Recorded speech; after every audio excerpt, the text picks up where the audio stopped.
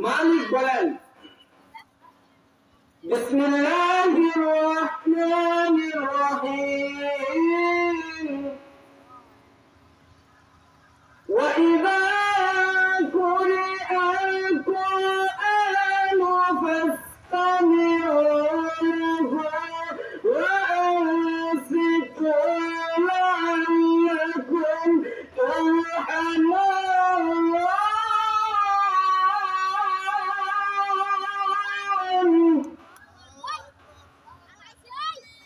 আমার ভাইরা, আমার বন্ধুগণ,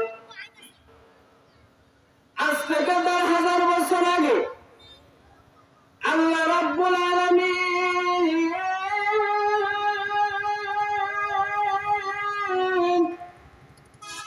পবিত্র একটা কোরআন নাযিল করে দিয়া ওই কোরআনের ভিতর 114টা সূরা দিয়ে আল্লাহ কোরআনটাকে সাজাইছে। ওই 114টা সূরা থেকে একটা সূরা যার নাম সূরা আরাফ।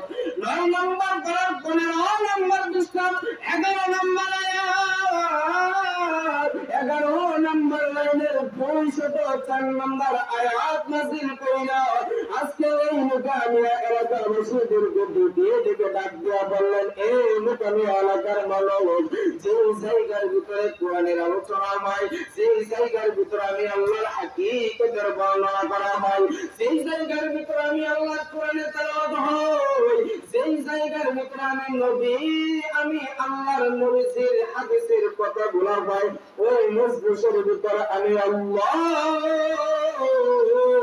বৃষ্টির ন্যায় রহমত নাযিল করি। ওই রহমতের মালিক আজকে হইব কারা? অন্যদিকে মনোযোগ না দিয়া, বাকি সব দিকে মনোযোগ না দিয়া একমাত্র মনোযোগ যারা আলোচনায় লাগাবে, আমি মালিক ওই ব্যক্তিকে আজকে এই রহমতের মালিক বানায়া দেব। একটু আওয়াজ করে বলেন সুবহানাল্লাহ।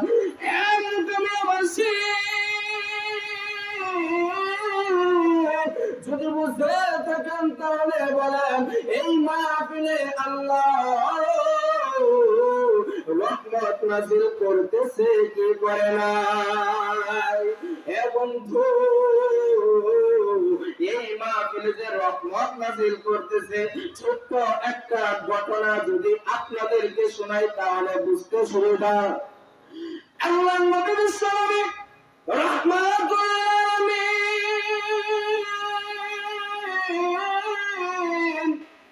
একদিন আম্মা জান আয়েশা রাদিয়াল্লাহু তাআলা আনহা কামরার ভিতর বসেছিলেন। এমন সময় আল্লাহর নবী বিশ্বনবী রাহমাতুল লিল আলামিন হাঁটি হাঁটি পা পা করে আল্লাহর নবীর দরবার থেকে আল্লাহর নবী ওই আম্মা জান আয়েশা রাদিয়াল্লাহু তাআলা আনহার কামরা থেকে বাইরে হয়ে গেলেন। আম্মা জান আয়েশা রাদিয়াল্লাহু তাআলা আনহা তাকাইয়া দেখে আল্লাহর নবী কোথায় যায়, আমাকে তো বলে যায় নাই কোন জায়গায় যাচ্ছে, আমি পিছন জায়গা দেখবো। আল্লাহর নবীর পিছনে হাঁটি হাঁটি পা পা করে আম্মা জান আয়েশা রাদিয়াল্লাহু তাআলা আনহা ছুটছেন। এমন সময় আম্মা জান আয়েশা রাদিয়াল্লাহু তাআলা আনহা তাকাইয়া দেখে আল্লাহর নবী একটা কোরআনের মজলিসের ভিতর বইটা গেছে, কোরআনের মজলিসে ঢুকছে। এমন সময় আম্মা জান আয়েশা রাদিয়াল্লাহু তাআলা আনহা তাকাইয়া দেখে ওই মজলিসের ভিতর বৃষ্টি শুরু হইয়া গেছে, ঝড়ের নাই বৃষ্টি শুরু হইয়া গেছে। আম্মা জান আয়েশা রাদিয়াল্লাহু তাআলা মনে মনে চিন্তা করতেছেন, ওই বৃষ্টির ভিতর আল্লাহর নবীর শরীর ভিজে গেছে, আল্লাহর নবীর শরীরের কাপড়গুলা চেঞ্জ করার জন্য আল্লাহর নবীকে শুকনা কাপড়গুলা দিতে হবে।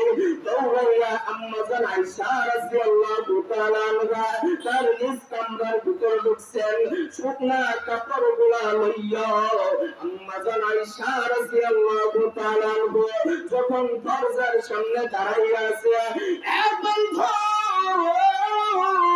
কিছুক্ষণ পর আম্মা জান আয়েশা রাদিয়াল্লাহু তাআলা আনহা বর্ণনা করেন, আল্লাহর নবী কিছুক্ষণ পর যখন ওই মজলিস থেকে আমার রুমে আবার চলে আসলেন, এমন সময় আমি নবীজিকে ডাক দিয়ে বললাম, নবী গো, ওই যে ভিজা কাপড়গুলা চেঞ্জ করে শুকনা কাপড়গুলা পরিধান করিলেন।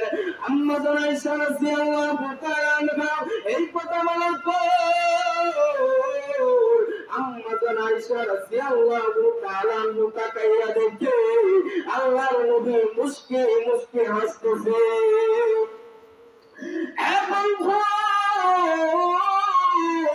গভীর মনোযোগ দিয়ে কথাগুলো শুনবেন। বন্ধু,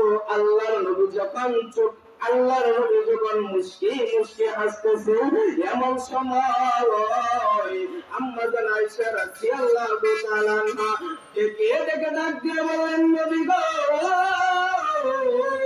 আপনি কেন হাসতেছেন, কেন হাসতেছেন? আমি আপনাকে কাপড়গুলা চেঞ্জ করার জন্য বলছি।